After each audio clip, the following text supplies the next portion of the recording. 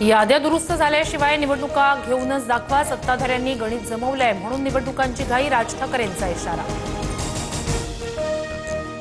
दुपारी सर्वपक्षीय पत्रकार परिषद, पुढचा कार्यक्रम काय असेल पत्रकार परिषदेत सांगू, षडयंत्र ओळखा आणि मतदार याद्यांसाठी कामाला लागा, राज ठाकरेंची माहिती। महाराष्ट्राच्या मतदार यादीत 96 लाख खोटे मतदार, राज ठाकरेंचा गंभीर आरोप। तर निवडणूक आयोगाला प्रश्न विचारल्यावर सत्ताधारी का चिडतात, राज ठाकरेंचा सवाल।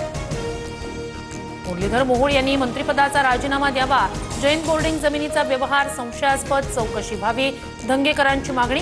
धंगेकरांकडून मोहोळांचा दरोडेखोर असाही उल्लेख।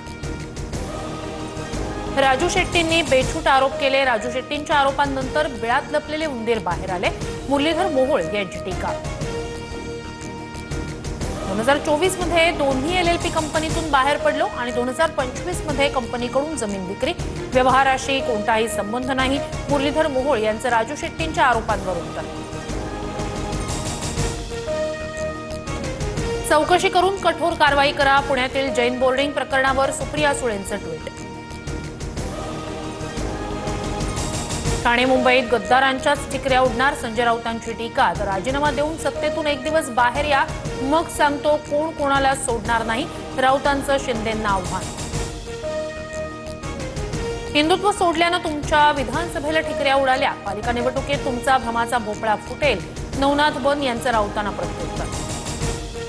पुरावे देऊनही निवडणूक आयोग ऐकायला तयार नाही, रस्त्यावर उतरून दणका द्यावा लागेल, संजय राऊत आक्रमक। तर दुपारी निवडणूक आयोगासंदर्भात पुढील कार्यवाहीबाबत राऊत, जयंत पाटील, बाळा नांदगावकर यांची पत्रकार परिषद। राऊतांनी रस्त्यावर उतरण्याची भाषा करू नये, विधानसभेला जनतेनंच तुम्हाला रस्त्यावर आणलं, नवनाथ बन यांची राऊतांवर टीका। जरांगे हा फक्त मुखवटा, लक्ष्मण हाकेंचं मुख्यमंत्री फडणवीसांना पत्र। ओबीसी तुम्हाला धक्का न लावता इथून पुढे मतदान करतील, पत्रात हाकेंकडून उल्लेख। पुण्यातील कोथरूड गोळीबार प्रकरणानंतर निलेश घायवळवर 10 गुन्हे नोंद, तर घायवळच्या घरात पोलिसांना काडतुसं ठेवण्याचा अम्युनिशन बॉक्स सापडला, काडतुसं कुणी वापरली तपास होणार। महाराष्ट्र ऑलिम्पिक संघटनेची निवडणूक, अजित पवार आणि मुरलीधर मोहोळ यांच्यात थेट लढत निश्चित। नगरपालिका आणि नगरपंचायतीच्या निवडणुका डिसेंबरच्या पहिल्या आठवड्यात होण्याची शक्यता, नोव्हेंबरच्या पहिल्या आठवड्यात निवडणुकीची घोषणा केली जाणार।